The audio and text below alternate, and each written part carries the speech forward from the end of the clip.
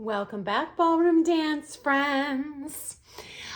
So the question we're going to attack today, when you see the championship level in competition, you often see that whole champ category in both the amateur and the pro dominated by dancers who are not actually Americans, even though they're competing in the United States, even representing the United States in world competition.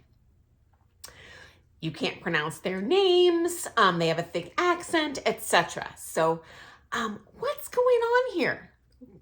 And before I dive in, shout out to our ballroom dance friend, Pippin, who was so sweet.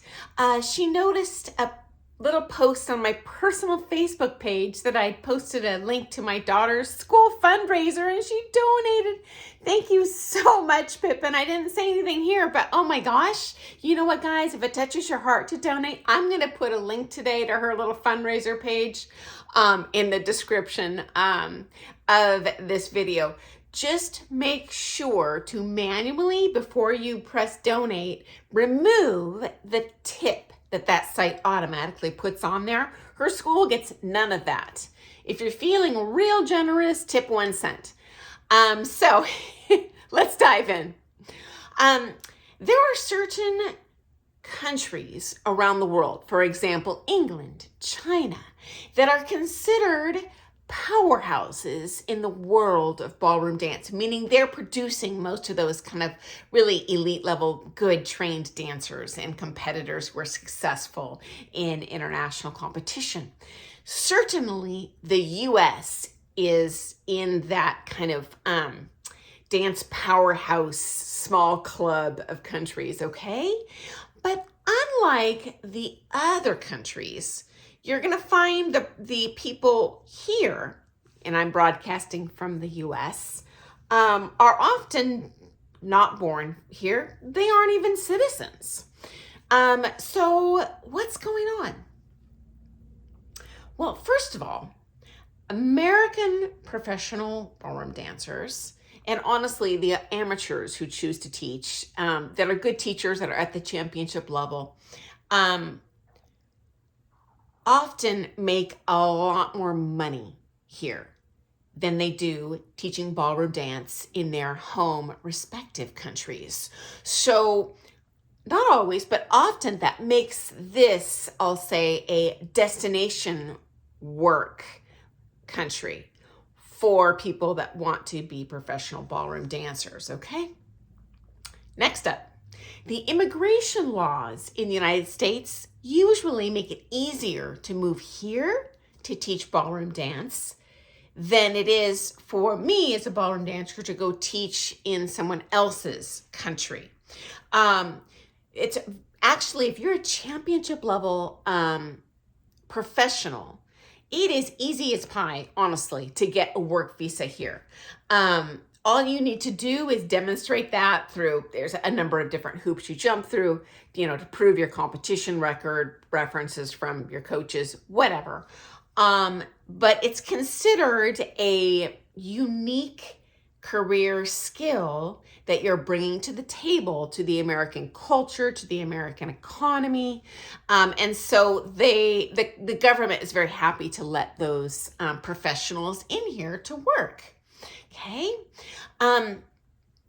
Now, it's not free, but it's kind of a proverbial free pass. If you're a pro, it's cheap and it's relatively easy, okay? Next up, a large portion of the American population has a pretty significant disposable income. Okay, even middle class people do here. And so they have a lot of money to drop on those dance lessons, okay?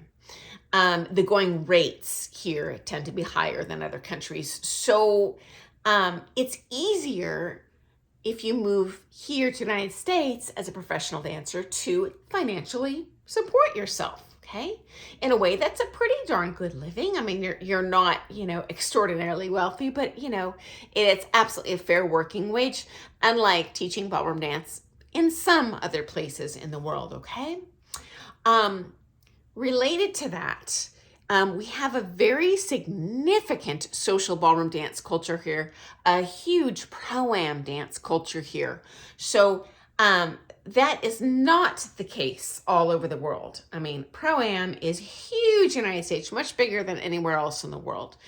So there's a lot more clientele to be had. There are many studios who are eager to sponsor pros from other countries to come in and teach at their studio, okay? And they'll have a full clientele waiting for them. I have also seen many amateur dancers kind of sneak in under the radar here on student visas, okay? So that does happen too. Again, relatively easy to do if you're coming into the United States. This can be significantly harder if you're trying to leave the United States to go teach somewhere else. Likewise, I do find very few restrictions on work visas for Americans, or student visas, visiting visas, whatever, especially visitors visas going to other countries. Whereas many other countries, it is much harder to get that visa to leave the country to compete and establish that dance reputation. So interesting aside. Now, regarding representing the United States in worldwide competition, whether that be in the amateur or the professional divisions, you actually don't have to be born here. You don't even need to be a citizen. It's not like becoming the president of the United States. It's actually pretty easy. There's just a simple residency requirement. There is a time kind of limit. You can't rep the United States this week, Russia next week, Ukraine the next week, China the next week. You do have to stay in that country and represent it for a period of time. Also with the residency requirement, there is, for example, say 2 years that you must reside in that country. You do not have to own a home in that country. As a matter of fact, my primarily coaches, they were dual, that one was British, one was Russian. They did not own a home here. They just rented a tiny apartment in Manhattan, where I've been there. And then also I've been to their house in London. So they actually own a home there, but represented the United States in American competitions, both in the United States and internationally for decades, okay? So pretty easy to be a professional dancer here compared to many other careers, compared to trying to do that in other countries, okay? You're allowed to split time between the two, and many of those foreign national pros do that. Now, in my observation, dancers living in the former Soviet bloc countries are more eager to move to the United States than from other countries around the world.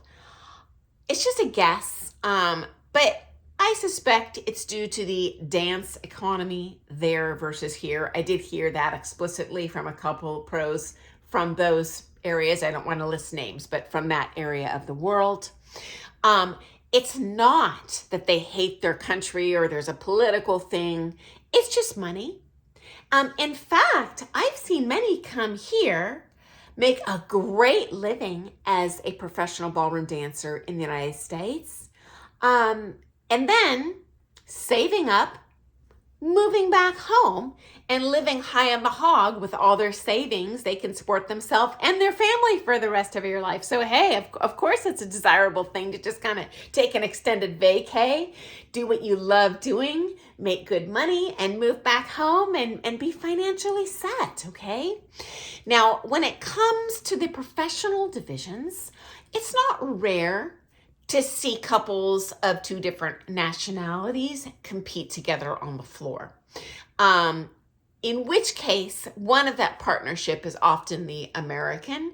And guess what? Because the dance economy here is so good, it's very easy for me not only to sponsor my partner on a work visa, but also as soon as they come here, if I'm an American pro, I'm very fully booked already. So I have a built-in clientele. I can refer that person. So it makes it highly desirable to move here. There is another super interesting factor that plays in here. I'm going to get into that in another video because once again, I'm getting over my 10-minute mark. You know, honestly, my goal was 5 minutes. I never even hit 10, but I do my best.